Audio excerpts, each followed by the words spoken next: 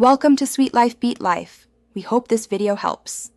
You begin by protecting your system. Create a system restore point and backup important files.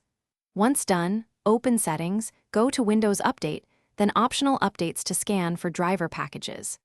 Next, launch Device Manager and enable View Show Hidden Devices so you can spot problematic drivers with yellow triangles. Make sure to note manufacturer and device ID. This helps when Windows Update doesn't supply compatible drivers. Act now. These steps expose the exact driver targets you'll repair. Now you locate and install the correct packages. Check the device's hardware ID in Device Manager, then download drivers from the OEM or Microsoft Update catalog. Once you have the inf/cab, return to Device Manager, right-click the device, choose Update Driver, and select Browse My Computer, then let me pick to point at the folder.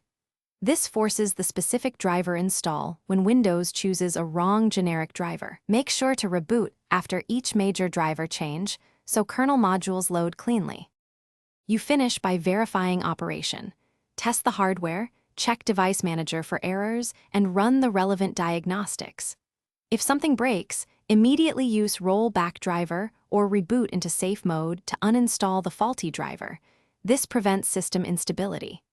Once done, monitor Event Viewer for drive-related errors and apply System Restore if problems persist. One key troubleshooting tip: keep the original driver package handy so you can reinstall offline if Windows Update. Thanks for watching. Consider subscribing if we helped you.